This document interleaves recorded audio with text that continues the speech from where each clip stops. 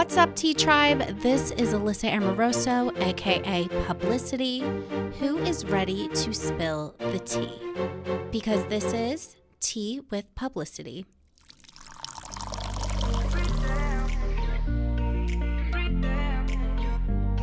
Hello, everyone. Welcome back to Tea with Publyssity, presented by my favorite tequila hard seltzer, Mamitas. Mamitas is a hard seltzer made with real tequila. It's only 95 calories with a 5% ABV, so you know it will get the job done, especially now that it is, I think it's officially summer, like maybe within the last few days or so. It comes in 4 delicious flavors: mango, pineapple, Paloma, and lime. You guys know what my favorite is. I love the Paloma one with mango in a close second. I don't know. I kind of just switch every week. But you can get them in 4-packs or variety 8-packs. It is mucho delicious. And be sure to get yours by following them at Drink Mamitas and continue to tag me in your Instagrams. I love when you guys post your Mamitas and say, at Publyssity made me do it. I'm like, yes, girls, the Tea Tribe knows what's good. Okay, guys, let's just jump into things this week. I finally got a camera for Mackenzie. We're here. Yes. We did it. We'll see. Maybe we'll update it, make it better. I'm looking at it through as I'm here. So it could also be totally out of focus or totally incorrect, but I guess we'll see. We have no idea, but trial and error. We want to give the people what they want. And now you could put a face to Mackenzie. Yes. And this is going to be a really exciting episode. So let me just recap what we're going to be doing. I guess that's not called a recap because a recap is at the end. Let me preface what we're going to be doing here. Then I'll get into my little life update. But so just so you guys know, first of all, we are going to catch up on what's going on with me. I want to share some things with you guys. Then I am going to hop into an interview with Barstool Sports CEO, Erika Nardini. Yes, our CEO is a woman.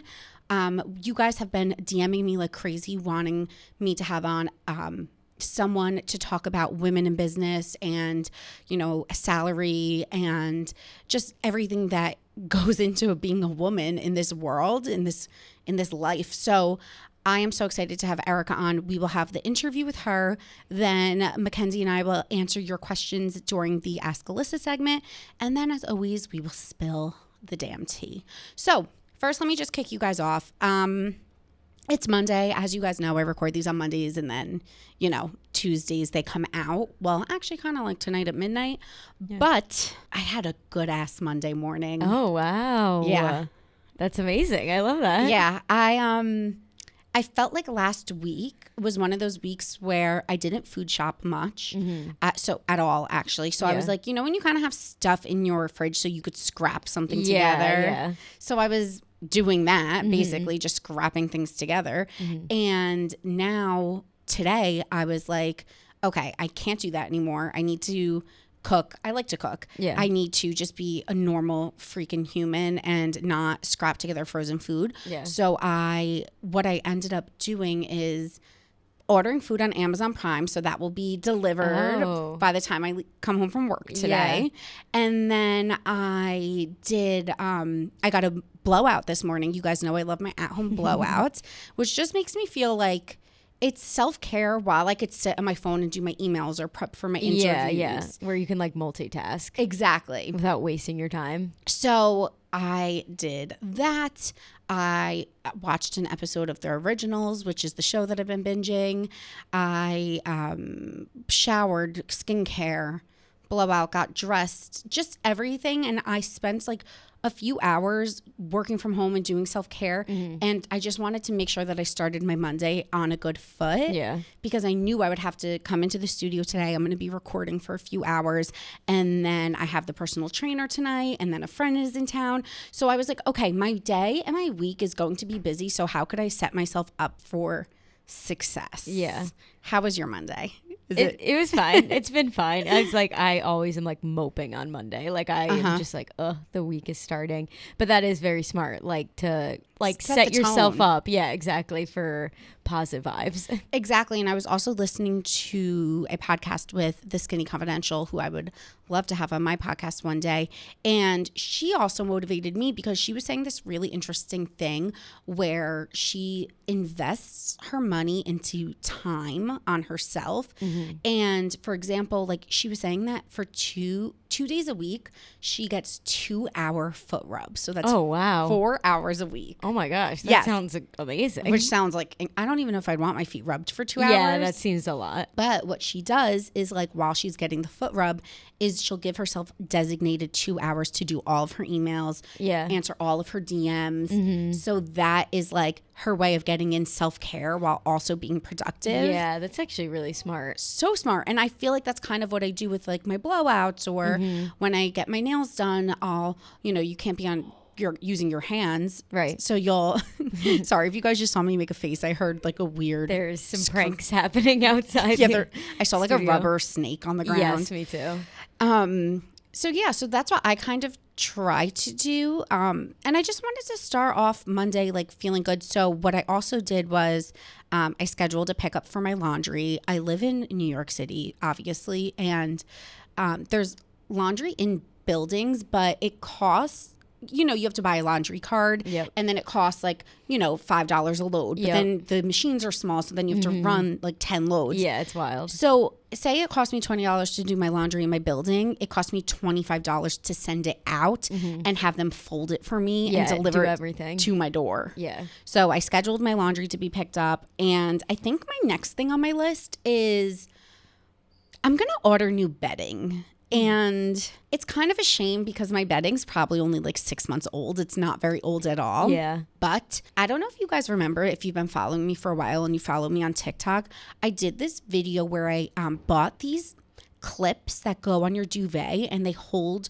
your comforter inside your duvet so it's not shifting. Yeah. The issue is I'm a very messy sleeper. Like, I'm not one of those people that sleeps in my bed and you could just like hop out in the morning and remake it. Yeah. I'm like, You have to like take all the pillows off, take everything off, and then redo it all. it is like a tornado flew through me. I have one leg over the cover. The blanket's wrapped around me. I get hot. I throw it off. So my duvet is always getting like shifted. Yeah. And what happened was because I had these things holding it, for whatever reason, my feather like comforter, it's down comforter. Oh, yeah. I punctured a hole in it. Oh no. So now there's just feathers all over. I cannot find the source of the hole, and there are feathers Oh my gosh. all over. I'm talking about in my bathroom, in my hall. Like, Yeah. you will take my blanket and go to like, Shake it out, and it's like a bird died in my That's room. wild. Oh my gosh. And also it's very hot, like having this like feather comforter. So, and my duvets, it's just everything. Like, I feel like my sheets,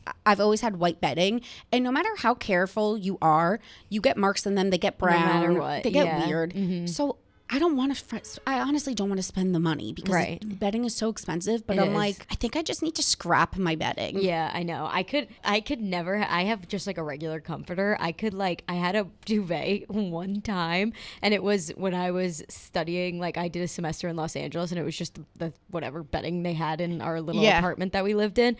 And it was horrible. I could never get it back in. It was like tossing and turning, like going inside the thing to try to get it back in. It was horrible. I was like, I can never have this again. I'm just doing regular comforter. I think I need to just get like a comforter. Yeah, it's like easier to wash and stuff when it's just the duvet and everything, but still it's a hassle. It's driving me insane, and I need these feathers. Like, I need to box it up and like get rid of it somehow because I can't keep dealing with these feathers. They keep in my showing apartment. up everywhere. Oh my God, it's so bad. Yeah. But anyway, so this past weekend I was in Boston seeing my friend Samantha, who, because of the pandemic, we haven't seen each other in a year and a half, which is so insane because we obviously live in different states. For so many months, we weren't taking public transportation. Right. So it's not like I was going to take a train there or, until we were both vaccinated. Yeah. We just really both were trying to be careful. And finally we got to see each other, and I got to see her house. And, it was just so nice to like see a friend that I haven't seen in a while. Yeah. And then, one of the other girls that was at because it was for an engagement party, one of the girls that was at the engagement party texted me after saying her husband thinks that he is a friend that they would want to introduce me to. Oh, interesting. Yeah. And they were like, can I give him your number? And I was like, yeah, sure. Like, he sounded like a good catch from what they said. Yeah. They sent me like one blurry picture and I was like, I'm not trying to judge anyone. Like, we'll just see how it is. Mm-hmm. I didn't hear from him. So no. Oh my God. I don't know. Maybe I still will, but yeah, there's time. Even my sister and her current husband, I said her current husband as if she's had more than one. Yeah, like a million. My sister and her husband, even when they got set up, and it took him a year before reaching out. Oh, really? That's so long. I think some people, I've had men where I've been like, I think this girl's great for you. Here's her number. And they haven't reached out. Yeah. I just think for whatever reason, people put it off. Yeah. I feel like with like boys and men too, sometimes it can just get like lost and whatever. And they don't really like want to put as much effort into it or something like that. I don't know. Yeah. But it's just frustrating because I ideally would love to get set up because then it's like mutual friend. You kind of know. Yeah. What happened was when I wasn't talking to them about like getting set up or anything. They were just asking me about my life, and we were talking, and they didn't even mention it in person. They texted me the next day with the idea, but I just happened to be saying to them, I was like, I want, to date someone that like has their shit together. Ideally, I would love to be with someone that lives by themselves because I live by myself. And I mean, if someone has a roommate, it's not the end of the world. Right. Obviously. Yeah. But I was like, if someone has a good job and has their own place, like that's really attractive to me. And when they texted me, they were like, we were thinking, and like we have someone and he has his own place.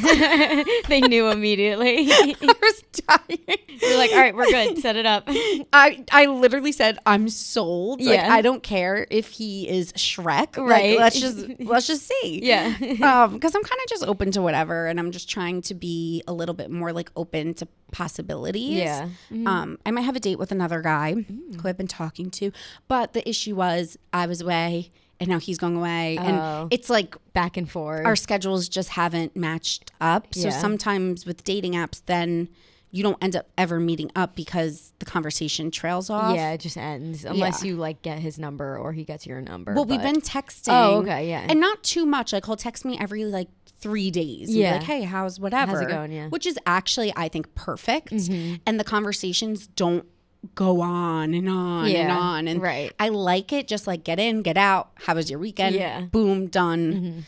So that's a little update on my life. I am really excited to have Erika on to talk about career because, like you guys know, I think I talked about it in my 3rd episode or 4th episode with Fran. I don't think it was my 3rd, actually. It might have been my 4th or 5th. I have had quite the career journey. I'm someone that doesn't shy. I'm not shy about talking about money and women in the workplace. I've divulged on previous podcasts or interviews my starting salary. I've talked very openly about money that I've made on partnerships. And I think that the more we could have these conversations, the more it helps all of us because money is so taboo. And I think that this conversation will just be really, really inspiring for myself included. Like I am so excited to pick her brain and just hear from her. So let's jump into the interview with Erika, and then I hope you stay around until the end because people write in. If you're new here, we call it the Ask Alyssa segment. They write in, I give them my advice, and sometimes the questions are pretty crazy and it's definitely fun. And then we will spill the tea on this week's pop culture happenings. So here is the interview, and I will see you right back after. Okay, guys, I am here with Erika Nardini, the CEO of Barstool Sports. Hi. Hi, thanks so much for joining me. Thanks for having me. I'm really excited just to connect, honestly. I know, I'm like, this is a good one-on-one. So good. First of all, I just want to thank you because my hiring process, you made me feel so at ease. Oh, that's great. And I think that's really important for people to know even because, you hear a CEO, you think a certain thing. And I think you've always kind of just like stripped back the layers of like what a woman in business and in sports looks like.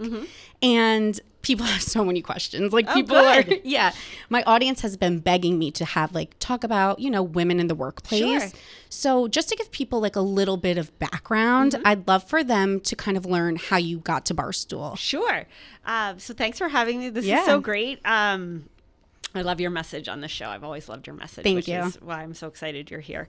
How did I get here? It was kind of like a long, winding road. I think that what people forget about a career is that it takes a while and it meanders and nothing is really like ever perfect. Like, Yeah. this is as close to my dream job as I think I will ever have. And it is the furthest thing from a perfect job. So I started out, I had an internship at Fidelity Investments. I thought I wanted to be a lawyer. I hated it. I then switched jobs a bunch of times and eventually like found myself in an ad agency, and I loved working in an ad agency. I thought it was creative and everyone was young and it was very fun and I could work really hard and I could get more responsibility with the more I did. I found like there was a very direct causal relationship between how much work I put in and how much I got to do. And I really loved that. And I got to manage people at a young age and I got to travel a lot, and it was like everything I was kind of looking for in life. I got my first big break. I went to work for Microsoft and I took a job abroad pretty much and built what was at that time called branded entertainment, where I was connecting brands with technology and content. But really, I moved from an advertising environment to publishing, which for me was a really big break. I wanted to work in content. And I always really wanted my career to be about some combination of money and content and people and audience and marketing and brands. And I was able to find a place where I could put all those things together. And so I've always really worked in the internet since probably a year into my career. And then, you know, I worked at Yahoo. I worked at a company called Demand Media and helped take them public. I worked at AOL. I left AOL to launch a startup in the music space. All the while, I had known about Barstool Sports because I had lived in Boston forever. Everyone I knew was from Boston. Dave had built, you know, this kind of underground, rough and tumble cult. And I had a lot of respect for him, / like curiosity and intrigue / like, who is this guy? Like, who is this mystery man? But I really loved Barstool Sports. I was a Patriots fan. I loved the way that Dave wrote. I loved that they didn't care what anybody thought. I thought the idea that there was this like underground brand was just so compelling to me. And long story short, I met Dave through a mutual friend. They were looking for a CEO for the business. The Chernin Group, who was the investor at the time, went through a process where it was a bunch of MBAs and a bunch of guys who like had blue checkered shirts and worked in sports. And then along came me via Dave, and the rest was really history. So I've been here 5.5 years. Was that scary for you to step into that role? Definitely. You know, I remember going to meet with Peter Chernin. So Peter Chernin used to run Fox and now runs the Chernin Group. And he was pretty much like, why the fuck do you think you're qualified for this job? And the truth was, like, I wasn't sure I was, you know, so I was like, you know, and he is a formidable man. So I was like, oh my God, I'm like sweating bullets. I have no idea what I'm talking about, but I had a lot of energy for it. I felt that I had a lot of good experience that I could draw on.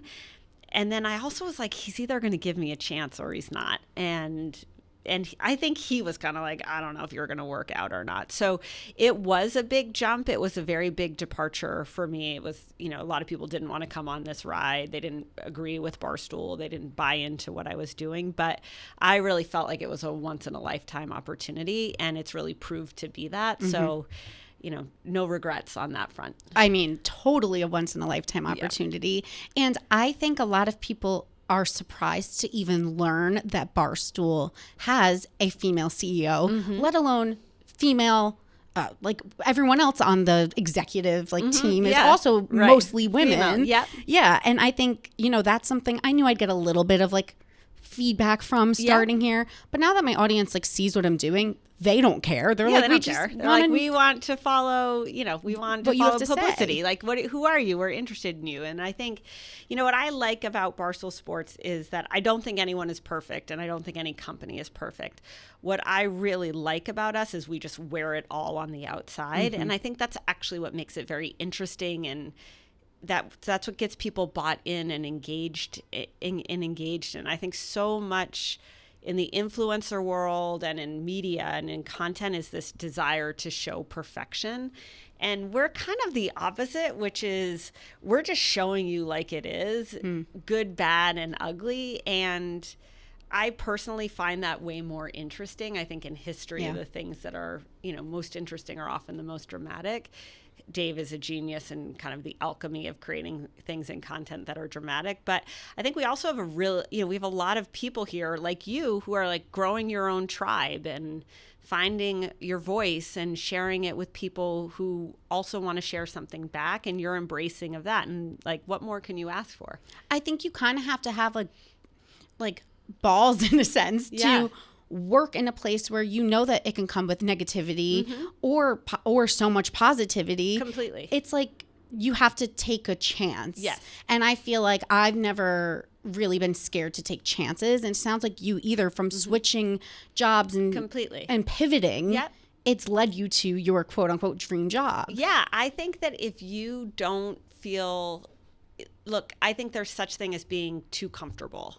And if you're comfortable being comfortable, for me, that makes me uncomfortable. Like me that too. makes me cringe a little.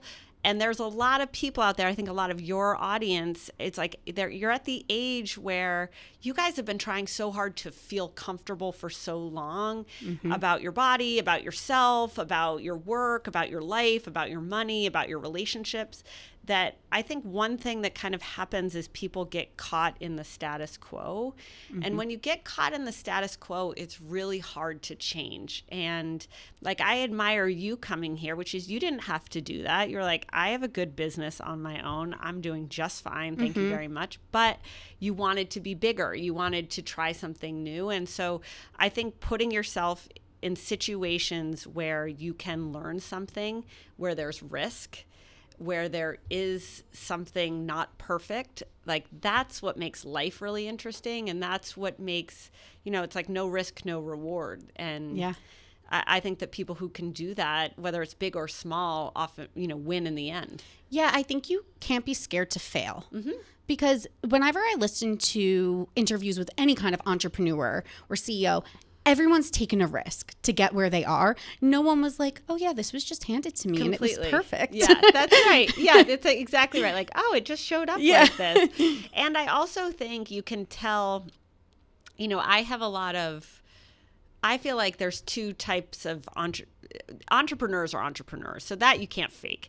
But when you get into like CEOs and executives, there's people who just like looking executive, and then there are people who like are really making things happen. And for me, I always encourage people of like, make things happen, just make something happen for yourself. And it could be, it could be something outside of work. It could be like taking up a fitness thing or starting your own, influencer account, or, creating a podcast, or being better at accounting, or taking on a side project at work, or whatever, volunteer somewhere, whatever. But I think that the older you get, the easier it is, the more tired you get, because the more things that are competing for your time and the more pressures are out there, the easier it is to stop feeding yourself new things and forcing yourself into new environments. And I think the more you can do that, the more uncomfortable you can make yourself, even when you're like, shit, things are finally comfortable, the better off you will be, because you'll keep changing. That's really interesting. And people write in today, they write in me always asking how I'm in a career that I don't love and I want to switch. Is it too late to pivot? And I think your advice is going to be like mine. I'm always like, no, pivot. Never too late. Yeah, there's never too late. I have a friend who's probably 68 years old at this point.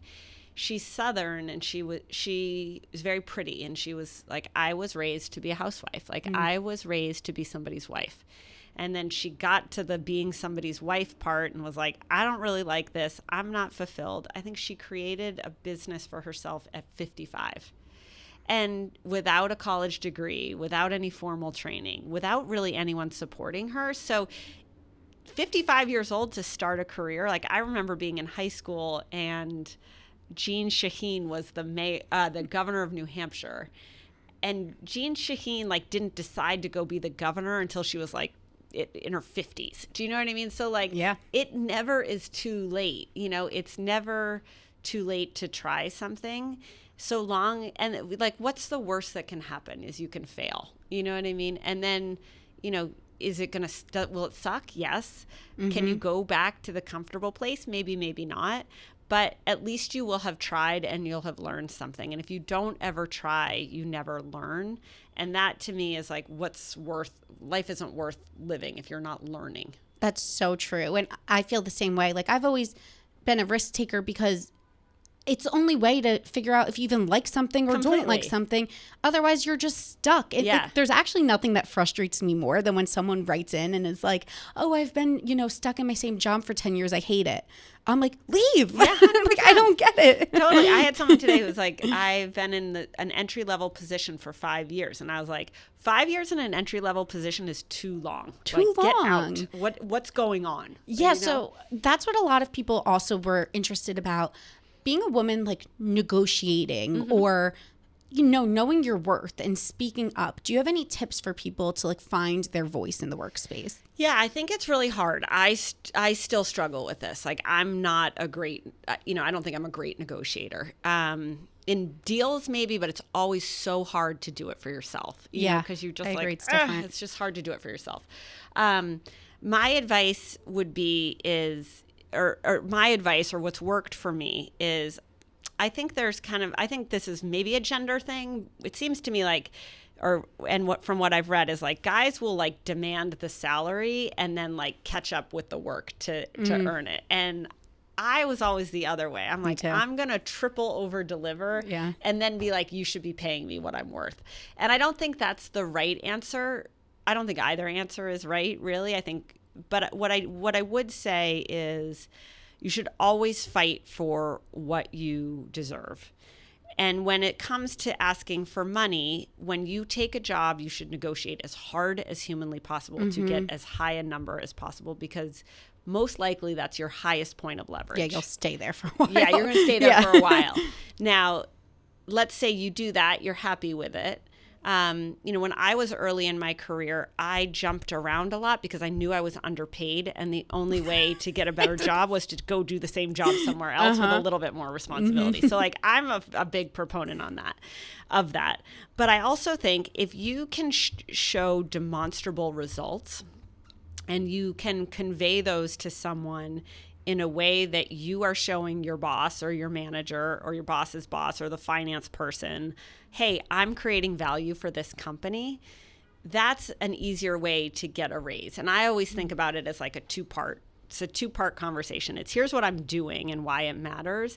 And then the 1-2 punch of it is, and this is why I would like more compensation. And so I think that's how I would think about it. I would also think about it to, be creative and bet on yourself. So, I struggle with this in negotiating a lot, where I'm like, I like creative negotiation. Like, there's always a way to solve a problem. And the traditional way of doing it might be X plus Y equals Z. But maybe when you're thinking about your career, you're like, hey, I'm willing to bet on myself. If I hit these metrics, let's do a big bonus. Sometimes it's easier for your boss or your manager or your company to give you money if it's performance driven versus salary. So I would encourage people to just think creatively about how they can be rewarded for their job. No, I think that is amazing advice. Another thing that people really wrote in about that I'm curious with, it's how do you channel strong traits as being a woman? We're assertive, we're outspoken, but that's considered, oh, she's a bitch. Sure, totally. Like, but men, they're assertive, and everyone's 100%. like Dave even, he'll say whatever's on his mind, and people are like, he's a boss. Completely. If I said it, they'd be like, she's a bitch. Yes. So I think it's hard because I think all people don't love strong women. And I see it, like I get torn down all the time. And it's like there is something to tearing down successful women in the media, which stinks. And I think it's hurtful and it's unfortunate, but I think that's somewhat of the world we live in right now, which is that there is a lot of vitriol against successful women. There's a lot of support. There's a lot of women supporting women, which is amazing. There's a lot more success stories out there like you and, all of the women here and in other arenas and businesses. But there's still, I think, a lot of prejudice against successful women, and that successful women should not want what successful men have, should not feel entitled to it. Shouldn't demand it and shouldn't own that attitude, right? Like that big dick energy. Yes. It's like if a woman embodies that, there's something wrong with her. If she's bragging. Right. It's all negative traits. So true. For me, it's like you got to keep your world a little bit small, and the people you listen to need to be real human beings who you have a vested interest in and who have a vested interest in you. And you can't listen to a lot of the negativity and negative comments about where you are and what you're doing. Like, I would say there are people who think I'm a total bitch. And you know what? Who are probably right. There are moments where I am a total bitch. There's also people who are like, she's a sweetheart and I love her. And I think, the biggest thing I learned is you need to really manage the moment, who you are in a moment. Like I remember early on in my career, I had a lot of responsibility and quote unquote power. And sometimes I didn't always use it the right way. I was a bitch when I didn't need to be, or I was harsh when I didn't have to be. And I regretted that. Like I learned a lot from that. And like, it would have been better had I found a better way to deliver that message, because I would have brought that person closer to me. Yeah. And I think there's a way, like, I don't mind the negative things people say about me or about women in power. But I do think there's a way where you can uniquely use the skills that you have, which are somewhat feminine, to find a better way to solve the problem or achieve the objective or get to the goal. Yeah, because I think being a woman in business gives us an edge that men will never have. Correct. And we have more empathy and we're more thoughtful. Yep. And just little things that definitely give us an edge. The women in my life growing up in the industry were the epitome of Devil Wears Prada. Yeah. Like I had the worst examples of managers, but I almost think that made me want to treat people differently instead of following their lead. Totally. I was like, I will never treat someone the way they treated me, because that's where like the bad reputation comes from, And I think you're very approachable to everyone in the office. And was that something that you like mindfully went into when you started here? Like, I want people to feel comfortable around me. I don't want to be, off limits. Yeah, no, I love people. Like, I love a team. Like, I've always loved a team. And I agree with you. I think sometimes working for very bad managers is a very good thing. And I hate people like that. Like, I hate women who tear other women down. I hate managers or people. Like, I go crazy here when people just point fingers at one another versus like finding a solution for the problem. Like, that's where so many people get stuck. And I, for me, when I got here, there was 15 people. Like, they were like, who the hell are you? Like, so I always had to be really hands-on and really open. I think I'm an open, hands-on person anyways. I want every person at this company to feel like they can walk into my office or to me in the hall and say something. And I want, I have every person at this company's number in my phone. I'll always have every person's. I mean, that's stupid at this point. People are like, you're probably a bad CEO. But I'm like, I want to be connected. I think we're a company that's so on the cutting edge that we need to be connected. You need to be able to have that touch point. Things go wrong all the time. So I like that. I find that I learn more from like the random conversations I have with people who've just gotten here or come from a different place. Like, I love that. I think that makes this job so incredible. It's funny you bring that up, because I remember our very first meeting, you were like, here, take my number. And in my head, I was like, oh my gosh, like the CEO just gave me her number, because again, I come from don't ask questions, figure it out. Like that's just the way I've been groomed.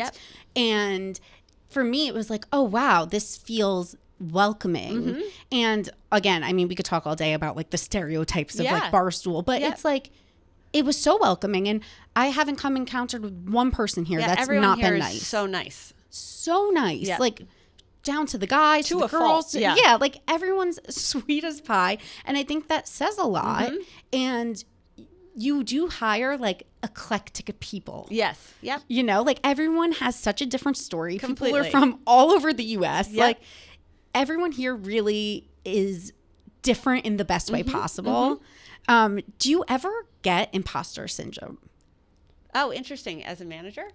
Just as like, I'm the CEO of Barstool Sports. Like, are you ever, you know, sometimes do you have to check yourself and be like, wait, wow, I'm actually the CEO? That's a good question. I've definitely felt imposter syndrome in my career, for sure. And especially early on in my career, a lot. Barstool, I feel it less so because it was so small and then we built it. So it was like, I know I'm not an imposter because we fucking spent 5 years doing this. Like I've done nothing but this for 5 years. So I know it's real. But I've definitely felt like that. I remember I got this big job at Microsoft. And I remember going to dinner in Boston with a girlfriend. And I was like, I am so unqualified for this job. I feel like I lied. I feel like I am just so woefully unqualified. And then I got there and I still felt like that for a little bit. And then after a while I was like, oh, I know what I'm doing. I'm actually going to be great at this job.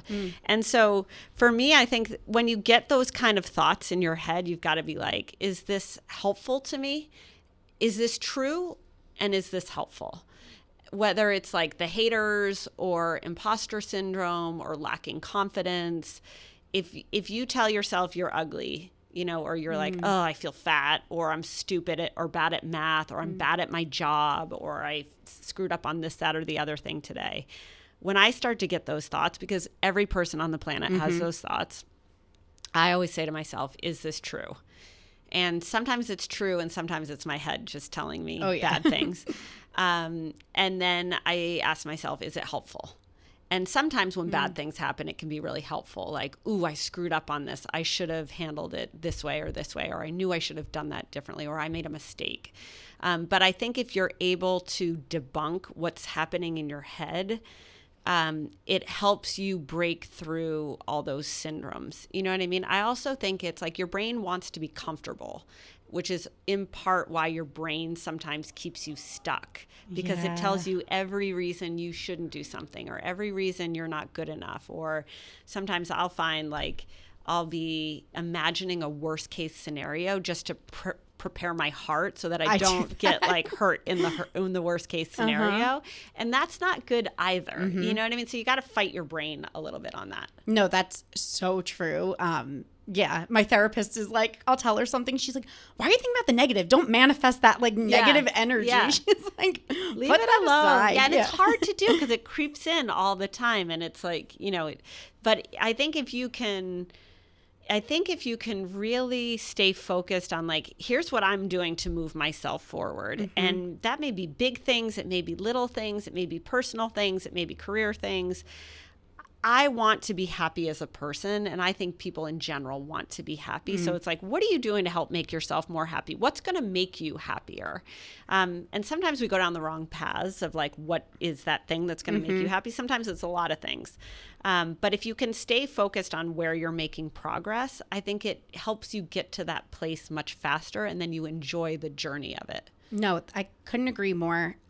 In terms of like Barstool and the future of Barstool, obviously, you know, you took a chance on someone like me who's talking about things that things no one else here is talking about. No one's talking about. What do you see next in terms of like the type of content or the creators that you're bringing on?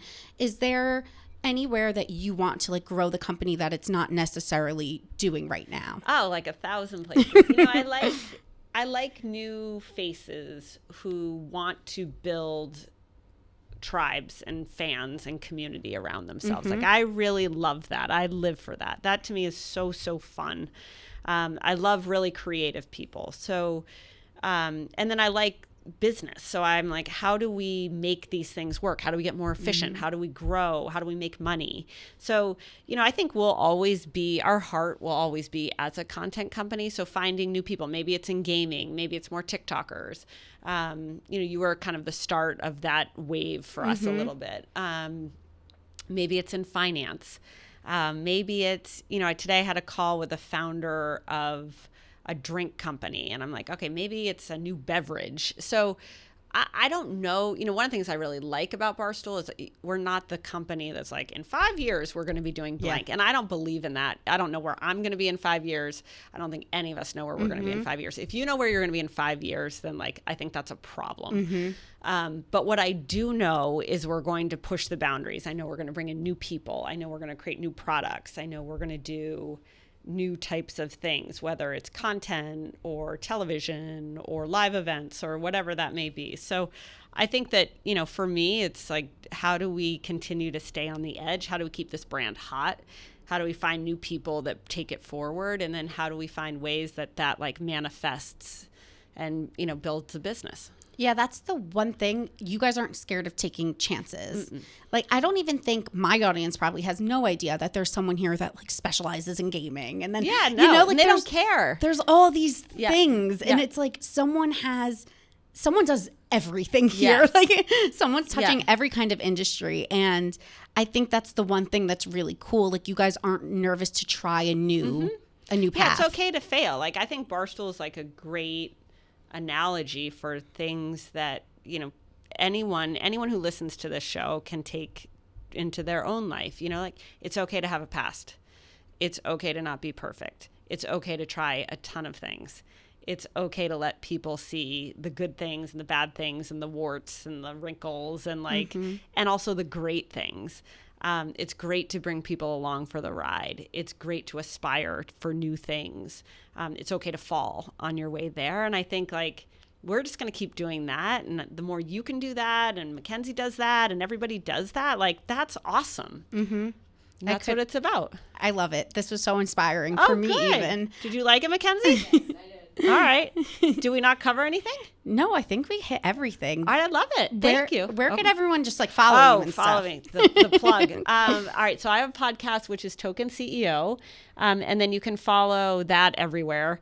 Or you can follow me at Erika Nardini. Amazing. Thank you. Okay, cool. Thank you. All right. Here we go with the Ask Alyssa segment. This one hits home. I'm 31 and practically married to my job, which I totally love, and my roomie is in the same boat. However, both of us are constantly aware that our biological clocks are ticking. So if we do want kids, we need to act fast. It's do you settle with / for a guy who we may not be 100% about just because our window is closing? Not everyone has the luxury of being able to afford freezing their eggs. I don't know. It just ends up being our conversation so often. And I was like, WTF, there's got to be other ladies out there wondering what the fuck to do with that kind of pressure. How to cope with stress, how to know the right path to take. Feels like relationships at this age have to move fast because the time is running out. Maybe pointless, but love listening to your episode with Devin. No, I mean, I relate to this so much. I think even before I was 30, when I was 20, as women, I think some of us, I won't speak for all of us because I don't think every woman feels this way, but I think a lot of women have that feeling inside where they're like, what if I'm infertile? Right. Yes. It's just this fear inside of you. And you spend 10 or so years of your life trying to prevent pregnancy. Right. And then it gets to a point where you're like, okay, now I am going to hopefully one day try to get pregnant. And I don't know if I'll be able to. Yeah. And I think I deal with it. I think turning 30 for me, I try to always look at my sister as my role model because luckily I have someone that's 3 years older than me. So I look at her friends and the people she's around and their life path. Yeah. And I saw a lot of them meeting their forever person at 30, 31, 32, now 33. And they got married within, a year or two, had babies, and it's all worked out perfectly for all of them. Yeah. So I try to look at people like that and be like, okay, you know, it's not such a rush necessarily. Yeah, there's still time. Exactly. But then obviously the other side of me is I personally have such a desire to have kids. I always say, like, this sounds really weird, guys, but I'm just being honest. My like body feels ready to have kids. Yeah. But my brain doesn't. Yeah. Like I feel, I'm trying not to be like a weirdo freak, but I feel like hormonally, like my body's like, you're ready to have children. Yeah, you can like handle it. Yes, exactly. Like I could handle it, but at the same time, I don't feel like children fit into my life in this very moment. Yeah. I live in an apartment. I Right. like going out with my friends. Right. Yeah. So it's weird because it's like biologically. Yeah. Biologically, I could tell as a 30-year-old woman, my body's like, time to get pregnant. Right. But mentally, as a 30-year-old who lives in Manhattan, I'm like, I could wait 5 more years. Yeah, exactly. But then you face, will I be able to get pregnant in 5 more years? I know. It's, yeah. I'm only 25, so prefacing this with like, I can't really relate to that, but I also understand, like, as a female, it's so hard to not have that in the back of your mind, like always be thinking about that, especially at that age. But also I think so, like the world and times have changed so much that like my parents and like my parents' parents were having them at like 18 years old. Like now it's completely a different world, and people are getting married at 30 and having kids at 35. And I think you just have to remember that it's like totally normal to just kind of have your own path and like let it happen whenever it happens. I agree. And also though, which I'm curious to ask you about, is when I was 25, I remember my thought process. I was, even when I was younger, when I was 23, first 1 or 2 jobs, I remember working with a 28-year-old and she was single and she wanted kids and she wanted a boyfriend. And I remember looking at her being like, I feel so bad for her. Yeah. Yeah. Because I was like, wow, like she's so old. Like that's how I felt. Yes. Yeah. And now that I'm that age, I'm like, I was wrong. Yes, yeah. But now that you're 25, I bet you even feel like, wow, I have to start thinking about this soon, because we all grow up thinking, oh, I want to have my first kid when I'm 26, 27. Right, exactly. And yeah. now you're 25 and you're probably like, that might not be realistic. Right, exactly. No, I have the same thing, even like similar to that, where when you're like 16, you're like, oh, I'm going to get married by 25, have a kid by 28. Yep. And now that I am that age, even 2 years ago and 25 was still 2 years away, it was kind of just like, oh, wait, actually, like I don't even have a boyfriend. Like it would still, I would have to be with him for this amount of time, all this stuff. So it's just like I don't know, it's all overthinking, and I'm sure every woman does it too. But yeah, it's that situation where you're like, oh, well, I was supposed to be married now, and now I'm not even dating. Yes. Like now I have to date this person for this much time, and then I have to have a kid by this age. But I think, again, like I said, like times have changed so much that I don't really think about it that way. I know. And if I didn't have this clock ticking, in my perfect world, I would meet someone within, the next 6 months to a year. Just like perfect world, meaning I'm not putting a time frame on it, but that's just like what my heart desires. Yeah. Like I'd like to meet someone. Yeah. I would love to travel with them for a year. Exactly. Relocate. I would love to live, travel, do these things. I don't want to like get pregnant and like have a baby. Like I said, I don't mentally feel like I need a baby right now in my life. Yeah. But at the same time, I know I could handle one, and I know I would be obsessed. Yeah. But in a perfect world, like, I don't know, I'm 30. I'll probably have kids at 34, 35, which like would maybe scare me a few years ago. But now I see so many women getting pregnant, and like science has progressed. And I hear what you're saying about money, because it's so freaking expensive. Let me tell you, like these appointments and these treatments, like it really is so expensive, and I'll, just have to jump that hurdle when I get there. Yeah. But I think do what you feel is right in your heart for right now. And I think you just have to trust that there's a plan for you and your life will go according to that plan. Yeah, for sure. And I also definitely, she said something about settling just because of that. And I don't think that's a reason just to settle for something. Like, this is your life forever. If you're just going to randomly pick someone because you want to have a baby, like, there's plenty of other options. And so I wouldn't just settle like just for that reason. I literally rather have a sperm donor than settle. Yeah, exactly. And like then if I wanted a baby that bad. Yeah, exactly. Like there's so many options, and obviously a lot of them can get expensive, but no, I definitely wouldn't settle just for like reasons you think society's putting the pressure on you or like forcing you to do it. That's a good point to touch on because I forgot that she had said that. Absolutely. Never settle. You will find your person. You're 31. Work is your focus. But we're spending so much time on this question, but I actually had an epiphany this weekend. Yeah. Or a breakthrough, you should say, with my therapist, where I feel like in my life, the things that cause me stress are things I deal with personally, like, confidence or whatever it may be that I'm dealing with personally. And then the other thing that gives me an immense amount of stress is work, if I'm being completely honest, because I put a lot of pressure on myself to be financially successful, just successful in general. It's something that I've placed a big emphasis on in my life. And basically I was saying to my therapist this past week, I was like, I think if I had a partner, maybe work wouldn't be my whole life. Yeah. And that's not to say that I need a man to fill a void at all. But what I was saying to her was maybe if I was excited about someone, that would be half of my thoughts. Right. Whereas now, because I'm alone so much and because I'm so single, I think I'm relying on work to fill every void in my life, to give me all of my happiness. Yeah. So then when I read a negative comment or something goes wrong, I have anxiety over it. Yeah. And I had this epiphany where I was like, maybe I'm lonely. Yeah. Like, and I don't even realize I'm lonely because I don't even talk about it or think about it. I really genuinely feel very content day to day. And then I was like, you know what?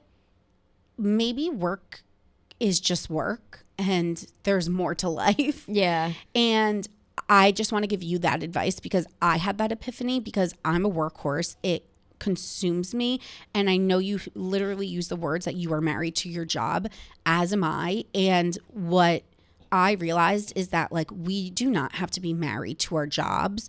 Our jobs are things that make us happy, it's things that bring us success, but it's not our entire world. So maybe dating and being able to lean on someone when you're going through work stress or when you need to take a load off, like that could also fulfill you. So something I'm realizing, and maybe it's something that you have to realize too, and it will help you balance meeting someone and then also still loving what you do for work. Yeah, 100% agree. Okay, we spent a lot of time on that one, but honestly, heavy topic and heavy question, and I wanted to give it the time. Yeah, for sure. It's always like kind of heartbreaking to hear people with like in that situation, but you kind of have to think about it in a way that like you're not the only one. There's like so many people out there that feel exactly the same way that you do. Every single one of me and my friends. Yeah.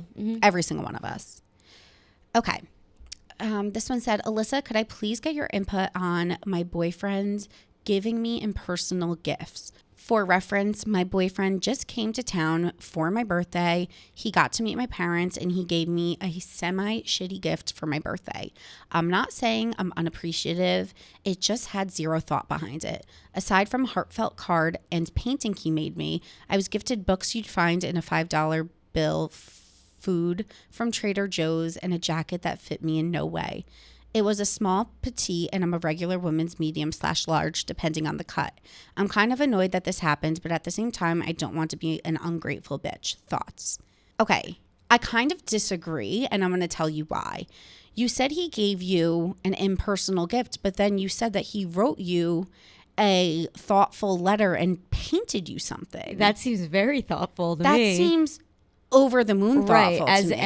And like the other things were just kind of extra as like an add-on. And as a man, granted you're a medium large, think about this. If he bought you an extra large, you'd be mad too. You would be livid. livid. Yeah, exactly. He probably knew it was too small, but he probably was like, if I give her a big size, she's going to be like, oh, what do you think, I'm fat? Oh, also, yeah. And also there's this thing as like receipts. So you can just go exchange it for the right size. I don't think you're necessarily ungrateful, but I think I would challenge you to look at the situation a little bit differently. And to me, it seems like he tried, and maybe it's just stuff you don't like. Yeah.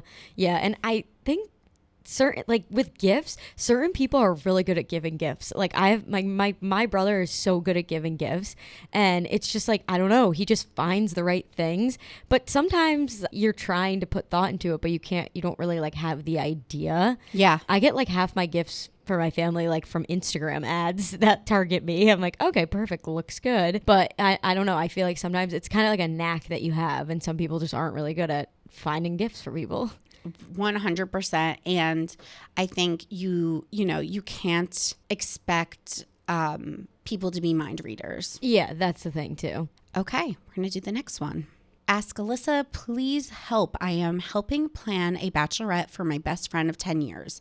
We are going to Miami in July. My friend is super into wedding things and is a planner and loves a theme. She and I are very similar. Her maid of honor is a bit more reserved, has never planned a bachelorette party, and this is my 8th. She's very distant, reserved, and in the group chat with the other girls. Every time I suggest something, I feel like I am overstepping, but I fear that if I don't make these plans, everything will be last minute and look sloppy. Everyone in the group is from separate groups except me and one girl who just had a baby and might not be able to go. Any tips on navigating hard conversations on planning when you don't really know the people? Feel like this could be common for people our age. I will have to be with this group for 3 occasions, including the shower, batch, and wedding weekend. Thank you so much. Okay, I've been through this a lot. I've had this situation with friends. I am someone that likes to take control as well if I feel like things aren't getting done, because, for example, like you're saying, you know your friend's taste and you know her expectations, and you're nervous that the person that's kind of spearheading this event may not do it to her liking. I think a great way to maybe approach the maid of honor who's in charge of planning things is reach out to her privately and just be like, hey, so-and-so, I've been to Miami a few times. I don't know if you've been to Miami, but like, I'm just pretending you have been. I've been to Miami a few times, or I've been to a bachelorette party there, and I know that reservations fill up really quickly. If you need any help with anything, I'm open to giving you suggestions and helping you make the reservations. And also let me know if there's any like decor you need. I'd be happy to order some decor and some favors, and then I could just have everyone Venmo me. Like, you can kind of just ask her, like, you're kind of pretend like you're taking a load off her back. Yeah. By being like, is there anything I could help you with? Or talking to your friend that's the bride. And me and my sister, when I was her maid of honor, my sister and I kind of came up with the theme, and then we came up with like the general things that she wanted to do. Yeah. So she was aware. Right. And right. then I surprised her with things. Yeah. Like, as time went on, and there was little things hidden here and there, or different little things. But I think it's okay to reach out to the maid of honor without seeming like you're overstepping necessarily. Yeah, definitely. I am not a planner. I'm usually just kind of in the group, and then I just very much go with the flow and kind of do what everyone else does. So if I was in that situation as the maid of honor, I would be so grateful that someone would reach out to me to try to help me, especially if she doesn't really know the other people. She might feel awkward reaching out to ask for help. So maybe she doesn't want to put herself in that situation, but I don't know, just as somebody who very much is like along for the ride, and I am not the best planner, I would be like so happy if she was reaching out to me to try to help me with stuff. So I personally would not see that as overstepping, like, whatsoever. I think that's a really good point. And I think some people would think it was overstepping, some people wouldn't. Right. That said, I mean, just be choiceful with the way that you're wording things, and maybe just, I know money is a big thing when it comes to bachelorette parties, so maybe you guys could agree on a budget, or ask everyone what they're comfortable with spending on decorations, hotel, dinners, whatever it may be. Yeah. I think that's kind of a piece that's missing, because when you don't know people well, you can't just text them and be like, hey guys, Venmo me $600 Yeah, for it's the awkward to talk about that. Yeah. Yeah, When you're so- not close. So there's a lot of details that you kind of have to work out, but I think that your friend who's the bride will appreciate you helping out. Yeah. Awesome. Totally Okay. agree. Yeah, that's it for the Ask Alyssa segment. And now we're going to spill a little tea. Okay, guys, let's spill the tea. I was just saying to Mackenzie, I'm like, there's nothing to spill the tea on. And so much just transpired within the last 5 minutes that now we just have so much to talk about. So, okay, a picture was posted of Jennifer Lopez kissing Ben Affleck on the lips. I'm looking at the picture right now.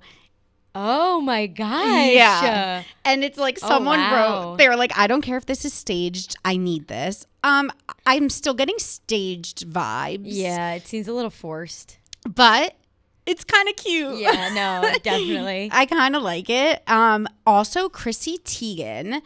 I don't know how familiar you guys are with the fact that she had really, really, really, really crazy, nasty bullying tweets come out. She has gone ahead and made a statement. And when I say statement, I mean a 5-slide essay. Oh gosh. Addressing everything. Yeah.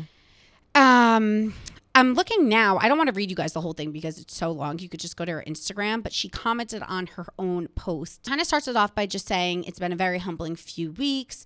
She's been quiet and she's just so humiliated and disturbed by her behavior. She says, I was a troll and I am so sorry. And she talks a little bit about how she was really insecure when she first started using social media. She doesn't want to excuse her behavior, but she does want to just address the state of the mind that she was in during those times. She said she wasn't mean in her everyday life, but she was, kind of mean online. And she talks about how her daughter's a lot like her and she wants to be a good example and yada, yada, yada. It goes on. She finishes by saying, I won't ask for your forgiveness, only your patience and tolerance. I ask that you allow me, as I promised to allow you, to own past mistakes and be given the opportunity to seek self-improvement and change.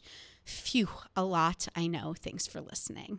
So we'll see. I think she had to come out eventually and say something. Yeah, definitely. I'm open to forgiving anyone as long as they're open to seeking forgiveness genuinely. Right. And changing. Yes, Because exactly. obviously everybody makes mistakes. And this happens to athletes a lot too that get drafted and they're young. And then somebody finds a tweet that they tweeted when they were 14 years old. And it's kind of okay, yeah, that was bad what they said. But at the same time, they were 13. It doesn't define who they are today. They're 20 years old now. It's been how many years they've changed. And that's not to say what they said back then wasn't bad. right, yeah. They still should be punished for what they said. But people can change too. Yeah, I agree. Like I said, as long as someone's genuinely sorry, then I'll always forgive. It's people that aren't sorry, don't know what and they are just did doing wrong. it for good PR. Yeah, Exactly. That's the kind of people that is But I think everyone's allowed. I think we need to just as a society be more graceful with giving people opportunity to change. So I'm happy that she spoke out.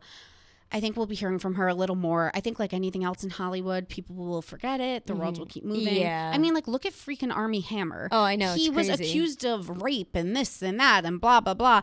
And then the world just stopped talking about it. Yeah. And then all of a sudden we hear last week that he just checked into a rehab facility for drug, alcohol, mental, and sexual rehab, which clearly he needs. Right. But the world stopped talking about it for a few months. Yeah, So it's it is wild that people how in things Hollywood, happen. they are just quick to forget, man. Yeah, exactly. So crazy. So those are the two big pop culture things that are happening at this moment. I also just want to spill the tea on what I'm watching on TV currently. I am in a deep spiral hole watching The Originals, which is the spin-off to The Vampire Diaries. My zip code is now in New Orleans. My boyfriend is Elijah Michelson, and I am trying to be a vampire. So that's where my mental state is at in New Orleans with the rest of the Michelson family. Season 1 of The Originals, not great. I gave up for a little.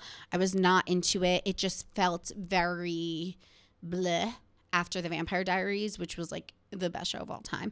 But season 2, things picked up. Now I'm on season 3, and now I am invested. So don't give up. And then after the originals, I will be binging Legacies, which is the spinoff of that show. So like I'm just going to be in Vampire Land for like a few more months. Yeah.